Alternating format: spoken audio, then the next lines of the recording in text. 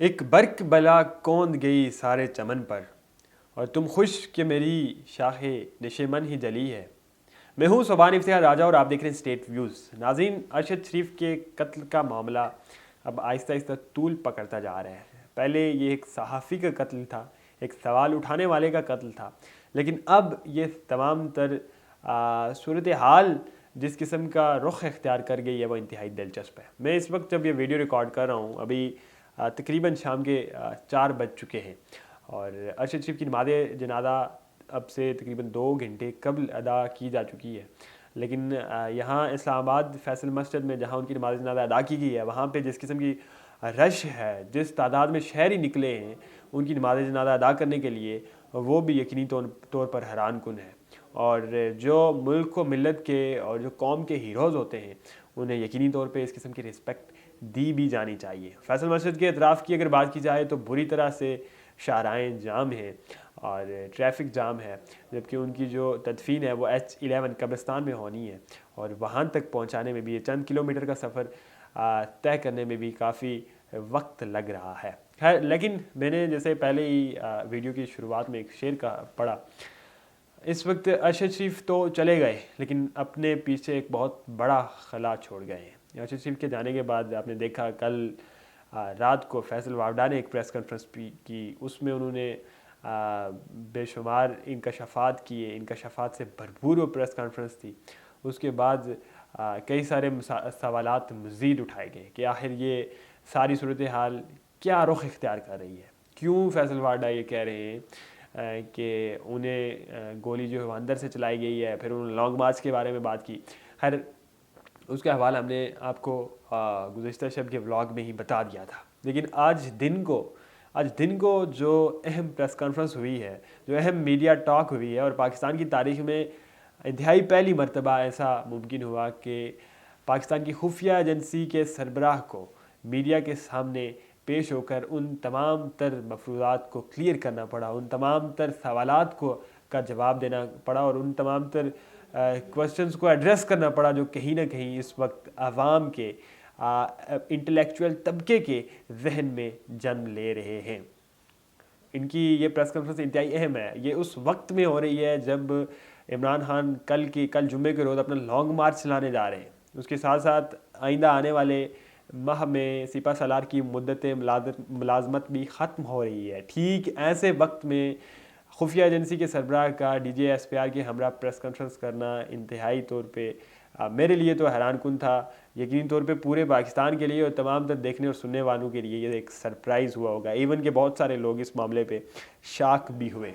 لیکن اس press conference میں، اس media talk میں بہت سارے سوالات کا انہوں نے جواب دے دیا ہے اور بہت سارے اعترافات کیے ہیں۔ وہ خبریں جو صحافی پہلے کہیں نہ کہیں کسی ذرائع سے کنفرم کر کے دیا کرتی تھی کہ آج فلاں شخصیت کی فلاں کے ساتھ ملاقات ہو گئی ہے، آج فلاں عہدیدار کی عمران خان کے ساتھ ملاقات ہو گئی ہے، ان تمام تر باتوں پہ آج کے روز تصدیق کی مور ضبط کر دی ہے اس پریس کانفرنس میں۔ سب سے پہلے شروعات کرتے ہیں ان چیدہ ٹگرز کی یا ان اہم باتوں کی جن کا انہوں نے ذکر کیا۔ سب سے پہلے تحریک عدم اعتماد ناکام بنانے کے لیے سابقہ حکومت نے آرمی چیف کو غیر معینہ مدت تک توسیع کا کہا تھا۔ یعنی کہ اگر میں اس کا خلاصہ آپ کو بیان کرنا چاہوں کہ تو عمران خان کی حکومت نے، یعنی کہ عمران خان نے اپنا اقتدار بچانے کے لیے، اپنی حکومت بچانے کے لیے موجودہ آرمی چیف کو غیر معینہ مدت کے لیے، یعنی کہ ان لمیٹڈ ایکسٹینشن دینے کی پیشکش کی تھی، ان لمیٹڈ ایکسٹینشن دینے کی بات کہی تھی۔ کس طرف کیسی باتیں ہیں، کیا اس ملک میں کوئی کنسٹیٹیوشن نہیں ہے، کوئی لا اینڈ آرڈر نہیں ہے، کوئی پوچھنے والا نہیں ہے؟ کیا اس ملک کا جو انٹلیکچوئل طبقہ ہے وہ بہرا ہے، گونگا ہے، یا دیکھنے کی صلاحیت سے محروم ہے؟ کیا وہ اس طرح کی پیشکشوں کو جانے دیتا، یا اس قسم کی صورتحال اگر بالفرض پیدا بھی ہو جاتی ہے تو کیا سوال نہ اٹھاتا؟ کیا یہ ممکن تھا؟ لیکن خیر، عمران خان اس حد تک بھی گئے اپنے اقتدار کو بچانے کے لیے کہ لا اور کنسٹیٹیوشن سے کھیلنے کی بات کی کہ غیر معینہ مدت کے لیے آپ ایکسٹینشن لے لیں۔ خیر، آگے چلتے ہیں۔ اس کے ساتھ ساتھ انہوں نے اس ملاقات کی بھی تصدیق کی جو پچھلے دنوں پریزیڈنسی میں ہوئی، اور صدر عارف حلفی کے توسط سے سپہ سالار اور عمران خان کے مابین ملاقات ہوئی۔ اس ملاقات کی خفیہ ایجنسی کے سربراہ نے تصدیق کی ہے۔ اس کے ساتھ ساتھ جہاں پہ یہ تصدیق ہوئی وہاں پر یہ جو پوری پریس کانفرنس ہے، یہ جو آج کا سیاسی منظرنامہ ہے، یہ بہت ہی گمبھیر رخ اختیار کرنے جا رہا ہے۔ اسے بہت سارے لوگ اس بات سے بھی تشبیہ دے رہے ہیں، اور خود دونوں ڈی جیز نے بھی اس بات کا اعتراف کیا اور اعلان کیا باقاعدہ طور پہ کہ اب ملٹری اسٹیبلشمنٹ جو ہے وہ اے پولیٹیکل ہونے جا رہی ہے۔ جو آئین کے اندر، جو کنسٹیٹیوشن کے اندر اس کا دائرہ کار متعین کیا گیا ہے، اس کے اندر رہتے ہوئے اب ملٹری اسٹیبلشمنٹ کام کرے گی۔ اس بات کا باقاعدہ طور پہ اعلان کیا ہے دونوں ڈی جیز نے، اور بہت سارے لوگ اسے خوش آئند بھی قرار دے رہے ہیں، اور یقینی طور پہ قرار دینا بھی چاہیے۔ ملک کی بقا اسی میں ہے، ملک کی ترقی اسی میں ہے، اور ملک کی سلامتی بھی اسی میں ہے۔ لیکن اس کے ساتھ ساتھ انہوں نے گزشتہ مارچ، یعنی کہ یہ جو موجودہ سال چل رہا ہے، گزشتہ مارچ تک کی تمام تر حالات و واقعات کے بارے میں بھی بات کی۔ انہوں نے کہا کہ جب سینٹ کے الیکشنز ہو رہے تھے، اور باقاعدہ حوالہ دے کے انہوں نے کہا کہ جب سینٹ کے الیکشنز ہو رہے تھے، ان سینٹ کے الیکشنز کے بعد ہمارا کوئی رول نہیں رہا ہے۔ یہاں پہ بے شمار سوالات مزید کھڑے ہوتے ہیں، یعنی اس سے پہلے کی جو صورتحال تھی، جس قسم کے اقدامات اٹھائے جاتے تھے، کہ ان پہ ان کا رول تھا؟ اگر تھا تو وہ کیا آئینی تھا؟ اگر آئینی نہیں تھا تو وہ پھر غیر آئینی تھا، اور اگر غیر آئینی تھا تو کیا اس تمام تر اقدامات پہ، ان تمام تر اعترافات پہ کسی قسم کی کوئی سزا کا تعین کیا جانا چاہیے؟ یقینی طور پر اس قسم کے سوالات اٹھ رہے ہیں اور اٹھائے جانے بھی چاہیے۔ لیکن اس کے ساتھ ساتھ انہوں نے مزید کہا کہ اس سارے پریس کانفرنس کا جو اہم مدعا تھا وہ بیسیکلی ارشد شریف کا مرڈر تھا، یا ارشد شریف شہید کا قتل تھا۔ اس بارے میں ان کا کہنا تھا کہ ارشد شریف کو باہر لے جانے والی یا انہیں باہر بھیجنے والی جو طاقتیں تھیں یا جو ذمہ داران تھے، وہ کے پی حکومت تھی، اور کے پی حکومت نے انہیں ایک تھریٹ الرٹ بھی جاری کیا تھا، اور باقاعدہ پروٹوکول کے ساتھ انہیں باچا خانہ ایئرپورٹ تک چھوڑنے بھی گئی کے پی حکومت کے نمائندگان، اور انہیں باہر بھیجنے میں جو دوسرا سب سے اہم کردار تھا وہ انہی کے مالک، یعنی کہ اس نجی ٹی وی میں جس میں ارشد شریف کام کرتے تھے، اس کے مالک اور سی ای او کا تھا۔ ان کے ٹکٹ کی ارینجمنٹ سے لے کر ویزے کے ارینجمنٹس تک تمام تر معاملات انہوں نے ہی سر انجام دیے، یا ان کے توسط سے سر انجام دیے گئے۔ اور دوسری اہم بات کا جو انہوں نے انکشاف کیا ارشد شریف کے اس قتل کیس کے حوالے سے، کہ دبئی سے انہیں کسی قسم کی بھی نکالے جانے کی گورنمنٹ کی جانب سے کوئی بات نہیں کہی گئی تھی۔ اب گورنمنٹ نے نہیں کہی تھی تو آخر کون اتنا طاقتور ہے؟ وہ کون ایسی شخصیت ہے جس کے کہنے پر یا انہیں اس طرح سے ہپنوٹائز کیا گیا اور اس طرح کا ماحول بنایا گیا کہ انہیں گورنمنٹ کہہ رہی ہے کہ وہ دبئی چھوڑ جائیں؟ اور اگر دبئی چھوڑ کے وہ جا بھی رہے تھے تو کیا انہیں ارائیول ویزے پہ صرف کینیا کا ویزا ملنا تھا؟ یہ سوال تو میں بھی پوچھ رہا ہوں، اور آج کے روز پریس کانفرنس میں ڈی جیز نے بھی کہا۔ خیر آگے چلتے ہیں، اور اسی کیس کے حوالے سے ان کا مزید کہنا تھا کہ جس طرح کہ بار بار سی ای او سلمان اقبال کا نام ان تمام تر چیزوں میں آ رہا ہے، تو انہیں ملک میں بلا کر جو ہے انہیں بھی انویسٹیگیشن کا حصہ بنانا چاہیے۔ اس کے ساتھ ساتھ جو آگے مزید انہوں نے مزید باتیں کی، وہ بھی آپ کے ساتھ میں شیئر کر دیتا ہوں۔ اس ساری بات چیت میں، اس ساری میڈیا ٹاک میں جو اشاروں کنایوں میں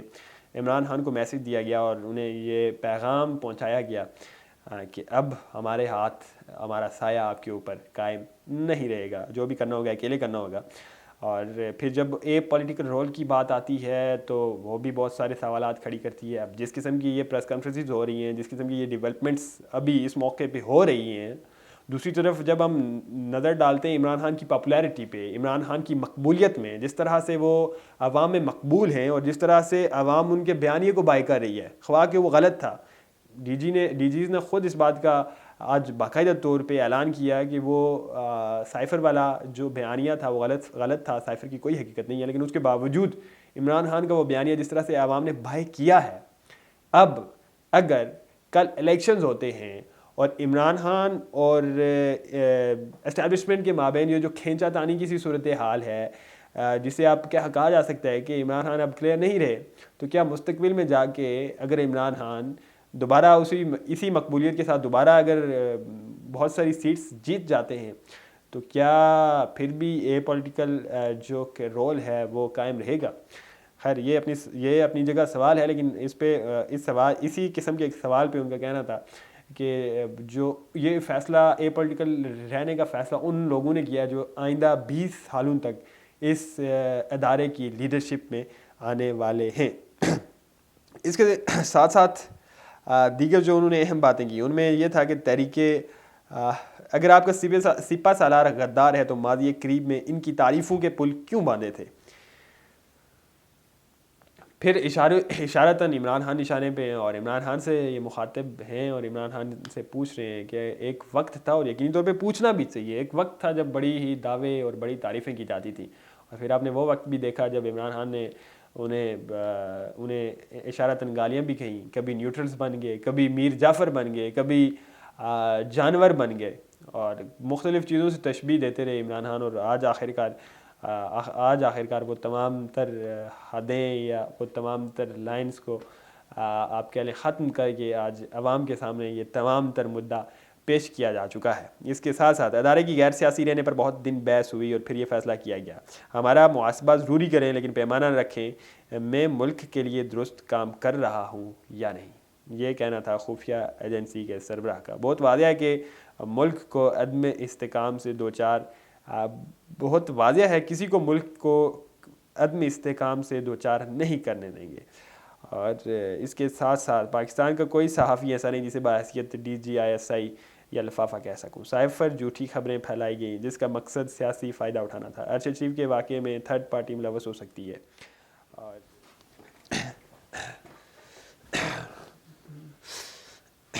یہ وہ تمام تر اہم پہلو تھے یا اہم پوائنٹس تھے اس لمبی چوڑی تک چلنے والی پریس کانفرنس کے کچھ اہم نکات تھے جو میں نے آپ تک پہنچانے کی کوشش کی ہے۔ اس پریس کانفرنس کو، اس تمام تر اقدامات کو، ان فیصلوں کو بہت ساری حلقوں کی جانب سے خوش آئند بھی قرار دیا جا رہا ہے اور ساتھ ساتھ انہیں ویلکم کیا جا رہا ہے، لیکن میری رائے اس پہ بہت مختلف ہے۔ اب جس دہج پہ یہ تمام تر معاملات پہنچ گئے ہیں، جس طرح سے یہ اعترافات کیے جا رہے ہیں، کیا اس سے آنے والے وقت میں جو ادارے ہیں، جو قومی سلامتی کی ایجنسیز ہیں، وہ مزید برہنہ ہوں گی؟ یہ سوال اپنی جگہ اسی طرح کھڑا ہے۔